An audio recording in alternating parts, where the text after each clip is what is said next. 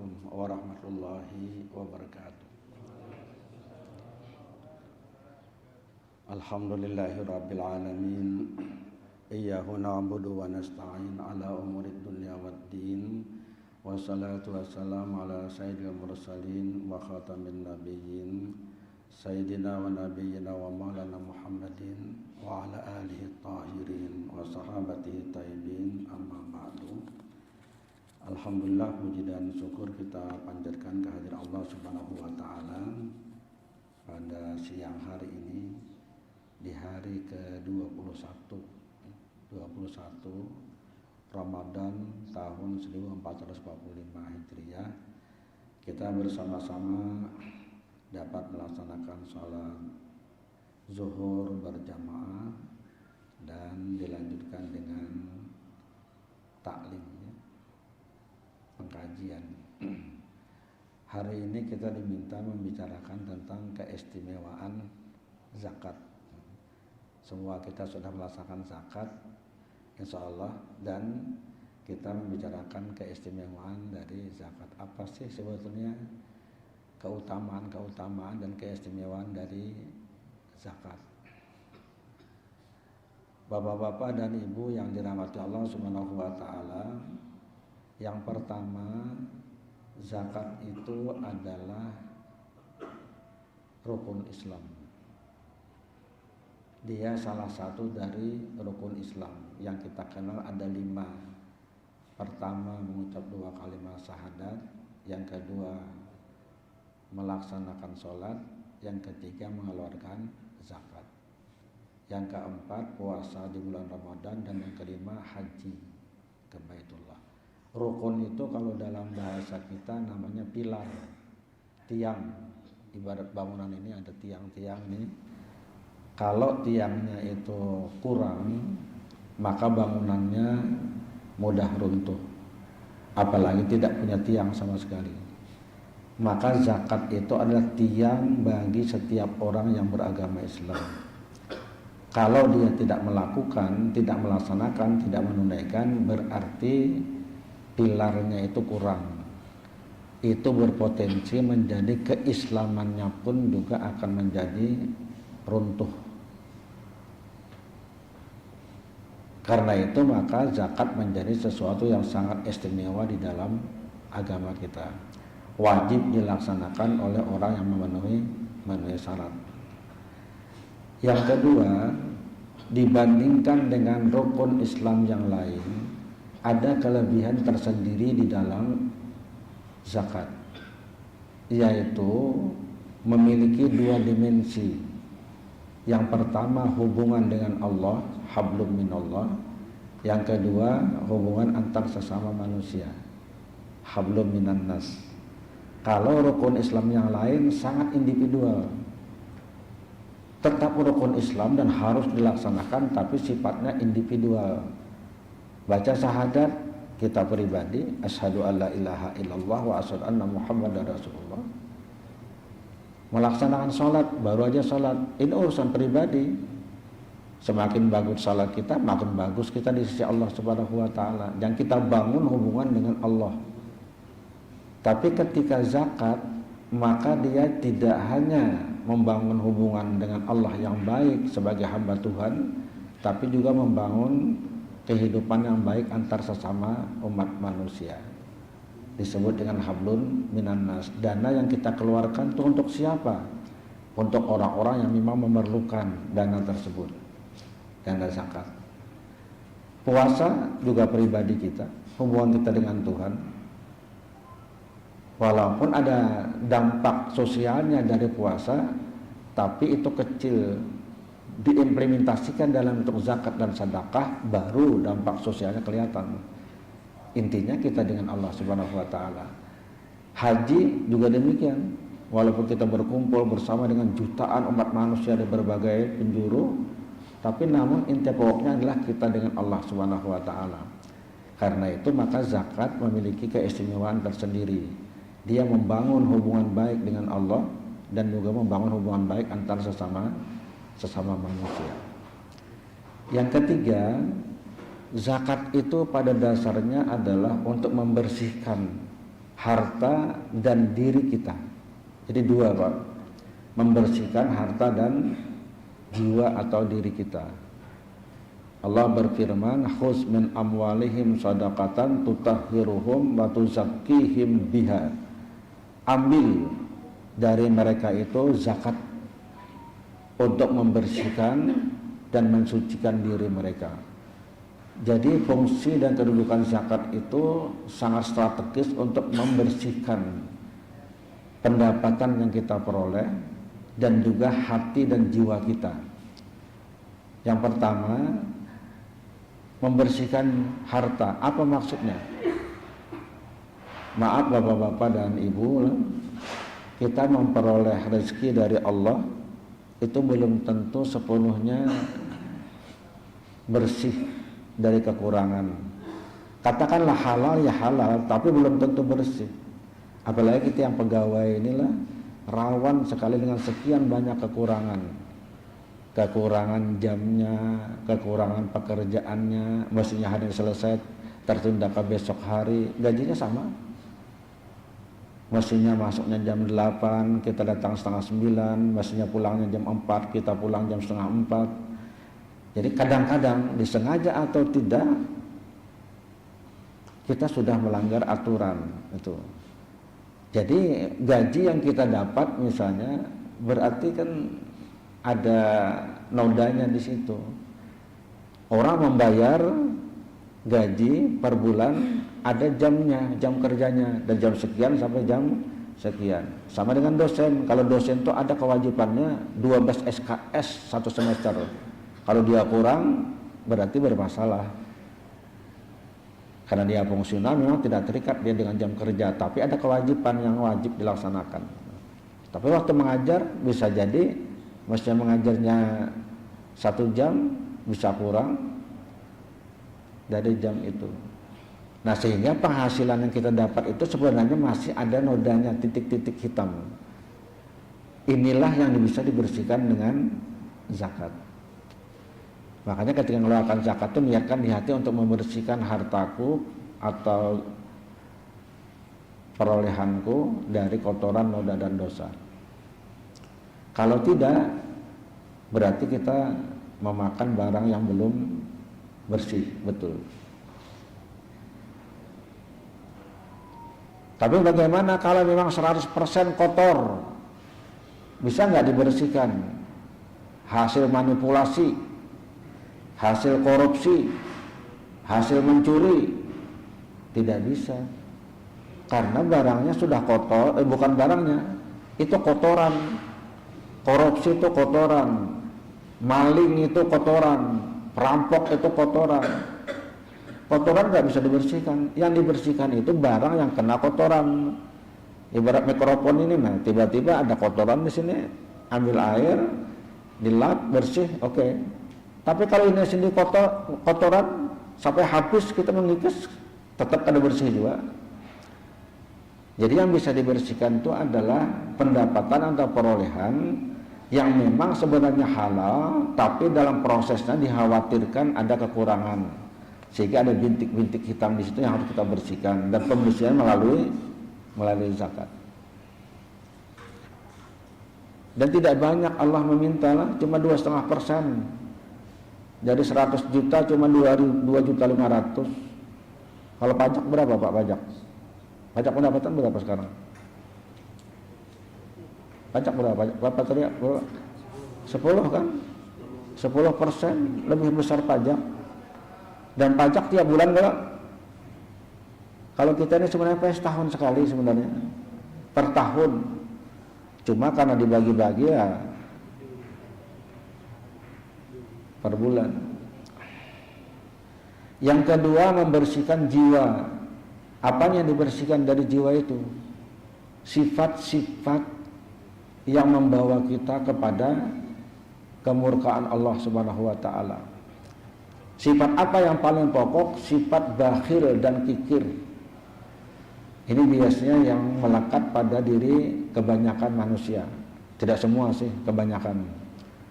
Orang mesti punya cinta kasih, sayang kepada harta, sayang pada duit, sayang pada keluarga. Lalu akhirnya bakhil, kikir, berperhitungan betul itu kalau dia mengeluarkan dana untuk kepentingan sosial termasuk zakat di dalamnya.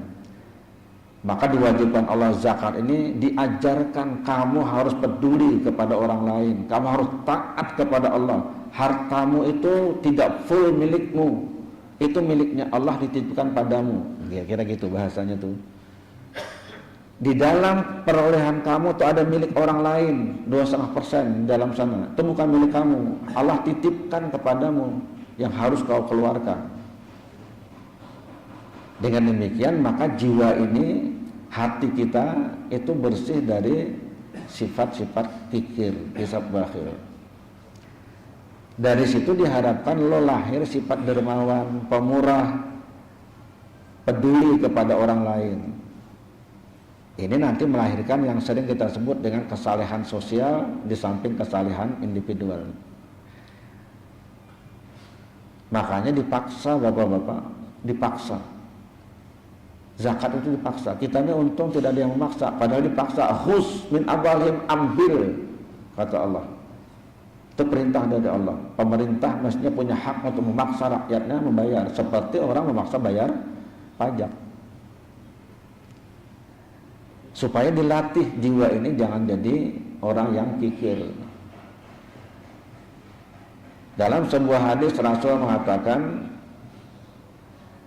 as-sakhiyu qaribun minallah, qaribun minan nas, qaribun minal jannah, ba'idun minan nar. Orang yang murah hati, orang yang dermawan itu dekat dengan Allah, dekat dengan manusia dan dekat dengan surga, jauh sekali dari api neraka.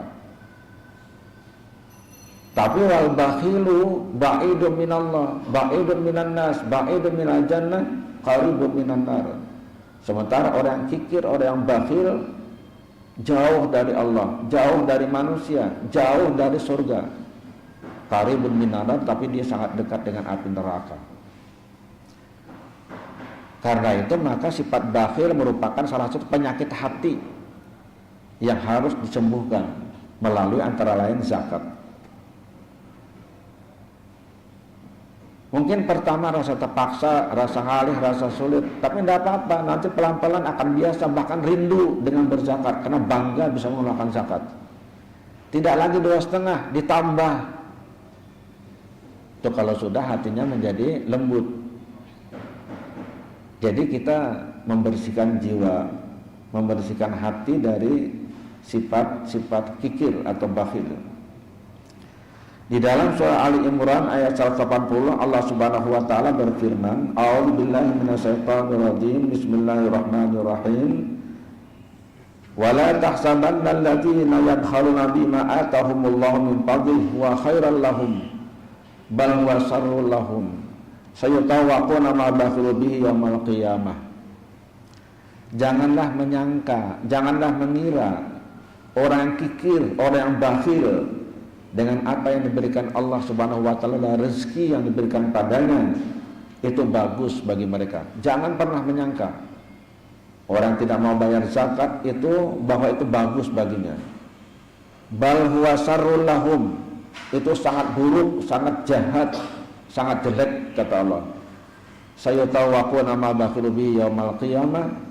Harta yang tidak dibayar zakatnya itu nanti akan dikalungkan oleh Allah di lehernya pada hari kiamat dalam bentuk api yang menyala. Di dalam kitab Irsyadul Ibad ila Sabilir Rasyad, bapak-bapak dan ibu, ada diceritakan oleh Ibnu Hajar. Syekh Ibnu Hajar bercerita, pada zaman tabi'in ada sejumlah tabi'in. Tabi'in itu bapak setelah sahabat tabi'in, nabi, kemudian setelah nabi itu namanya sahabat, setelah sahabat namanya tabi'in, setelah tabi'in namanya tabi'in, generasinya itu. Nah jadi berarti dekat sekali nih dengan sahabat. Tabi'in itu bersentuhan dengan sahabat, sahabat bersentuhan dengan Rasulullah. Di zaman tabi'in itu ada sekelompok sejumlah tabi'in yang mendatangi seorang ulama namanya Abu Sinan. Ketika tabi'in ini datang ke ulama ini, sang ulama kemudian mengajak mereka untuk bertakziah, ya, mendatangi orang yang baru saja kematian saudaranya. Di dekat rumah beliau itu ada orang meninggal dunia dan ada saudaranya yang bersedih hati karena ditinggal mati oleh saudaranya. Ketika mereka masuk ke rumah itu, menurut cerita tadi, dia melihat si penghuni rumah ini menangis terus tanpa henti. Lalu mereka mencoba membujuk, jangan terlalu bersedih, kematian itu adalah kepastian pada setiap orang. Kematian pasti terjadi, cuma tinggal waktunya. Tidak ada seorang pun bisa menghindari dari kematian. Relakan saja saudaranya yang sudah meninggal dunia.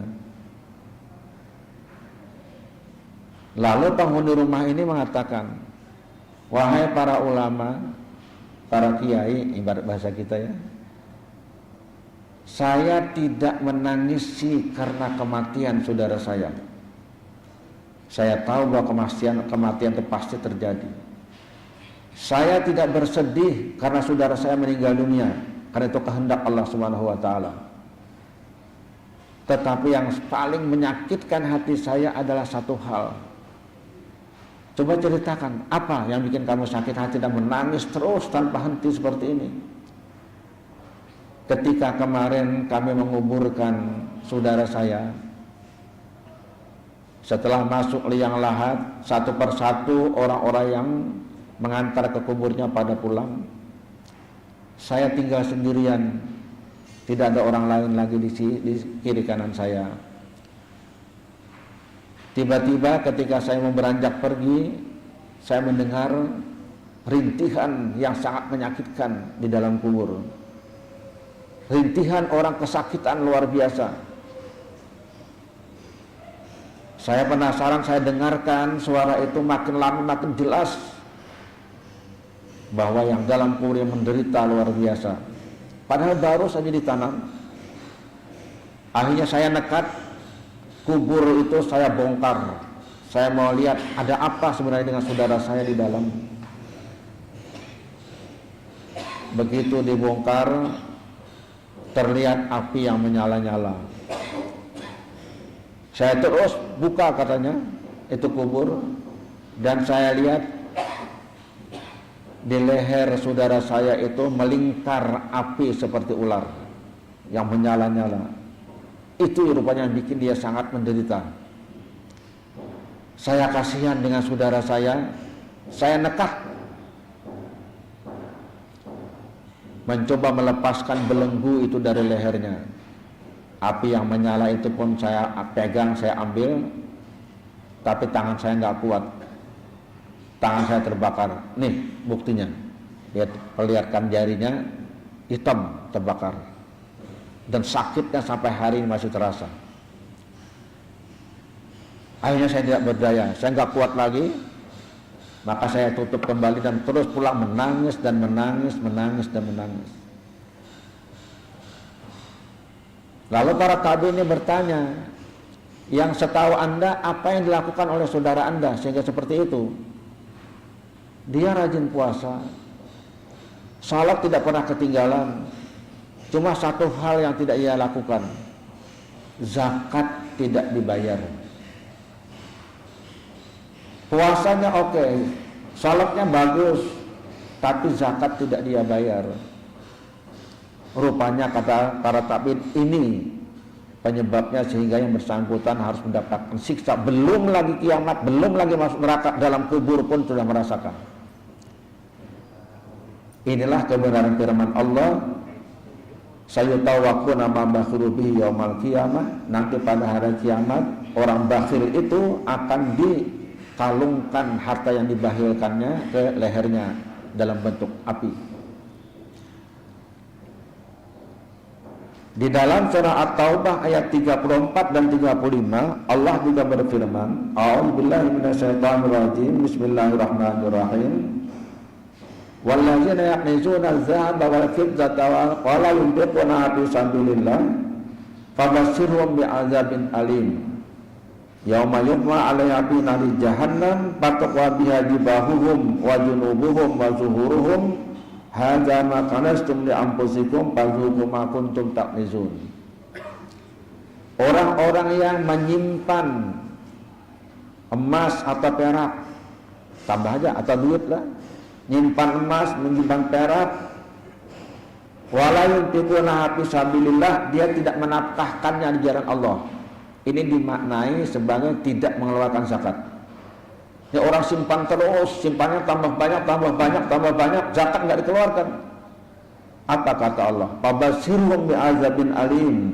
Berikan kabar kepada mereka dengan azab yang teramat pedih. Yauma yuhma 'alaiha fi nari jahannam. Pada hari kiamat nanti itu harta dikumpulkan oleh Allah Subhanahu wa taala yang disimpan tadi, emas atau perak tadi, kemudian dipanaskan di neraka jahanam, dibikin macam setrika, gosokan. Fatuqwa biha jibahuhum wa junubuhum wa zuhuruhum, maka disetrika wajahnya, lambungnya, belakangnya. Jadi muka dulu, kemudian pinggir sini, kemudian belakang. Berapa berat itu setrika? Tergantung berapa banyak uang yang tidak dikeluarkan zakatnya.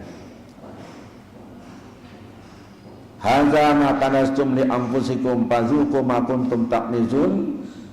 Inilah apa yang kau simpan, tidak kau keluarkan zakatnya untuk dirimu, rasakanlah akibat engkau tidak mengeluarkan zakat tersebut.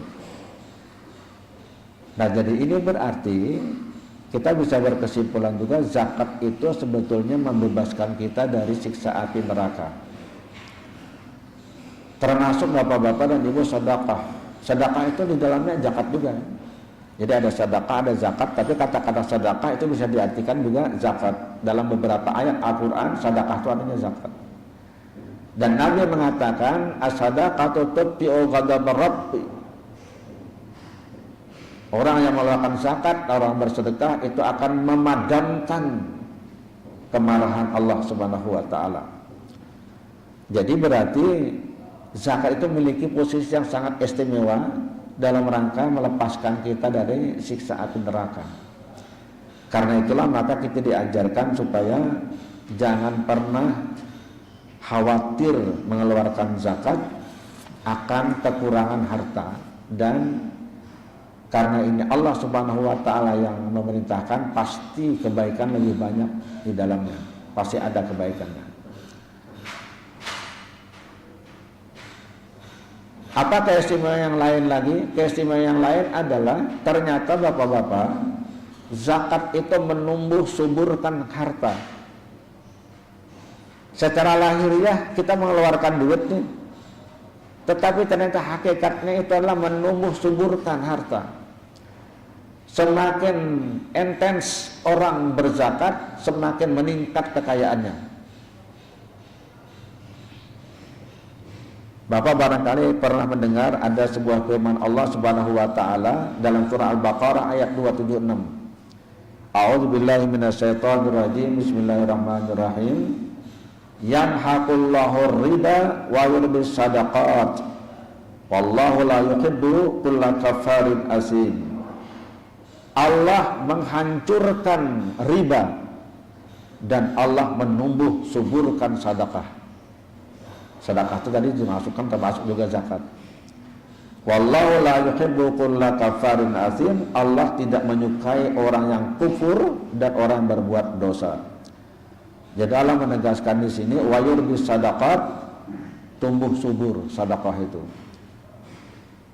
Nah, ini dimaknai antara lain berkah.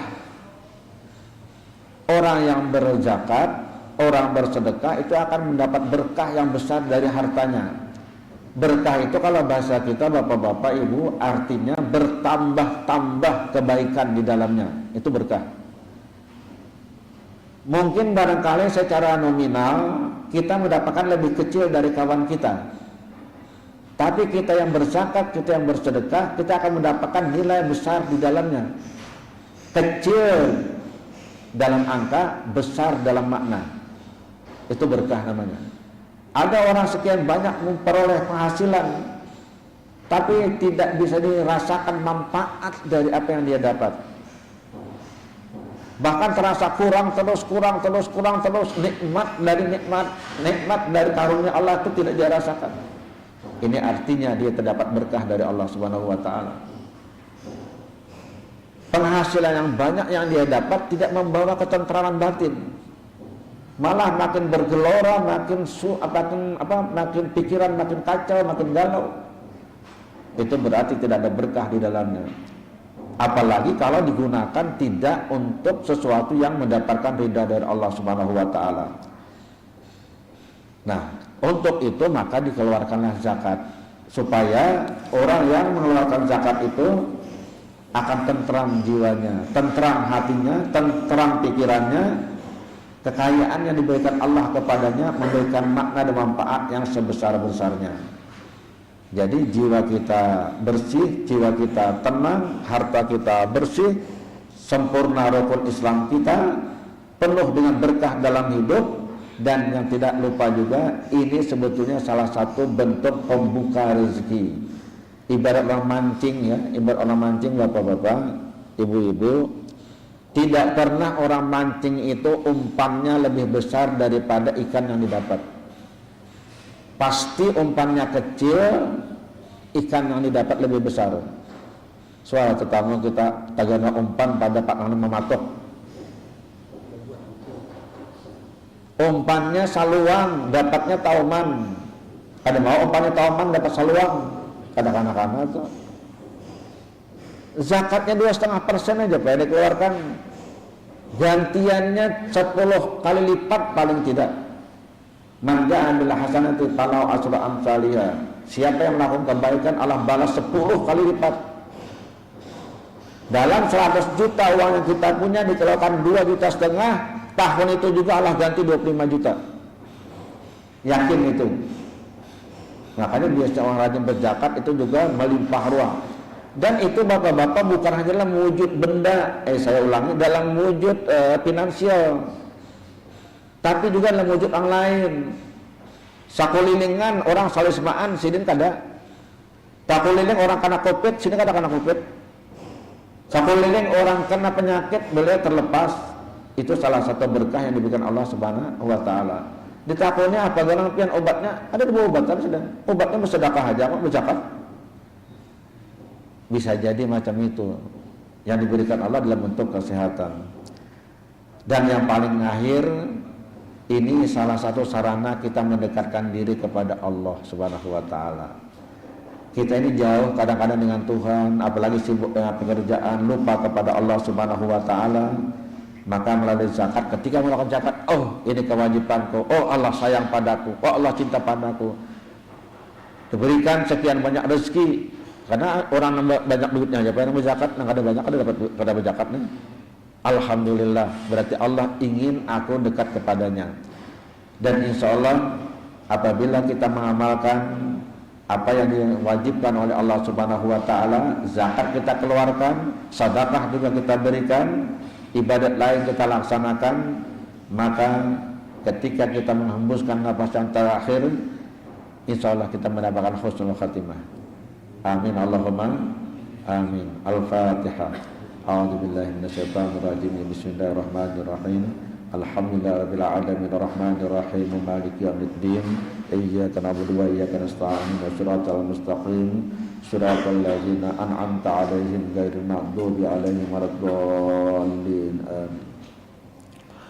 Amin ya rabbal alamin. Bismillahirrahmanirrahim. Alhamdulillahirabbil alamin. Allahumma salli wa sallim wa karrim wa azim ala sayyidina wa syafi'ina wa habibina wa qurratina wa maulana Muhammadin wa ala alihi wa sahbihi ajma'in. Allahumma ighfir lana wa li walidina warhamhum kama rabbana shighara wa li jami'il muslimina wal muslimat wal mu'minina wal mu'minat al ahya'i minhum wal amwat bi rahmatika ya arhamar rahimin. Allahumma anfa'na bima 'allamtana wa 'allimna ma yanfa'una wa zidna ilma. Allahumma akhrujna min zulumatil wahmi wa akrimna bi nuril fahmi wa aftahna abwabal ilmi wa zaina bil halakil hasanah wa qini bi rahmatika ya arhamar rahimin. Rabbana atina fid dunya hasanatan wa fil akhirati hasanatan wa qina azabannar. Wa sallallahu ala khairati sayyidina Muhammad wa ala alihi wa sahbihi ajma'in. Subhana rabbika rabbil izzati amma yasifun wa salamun ala mursalin walhamdulillahi rabbil alamin.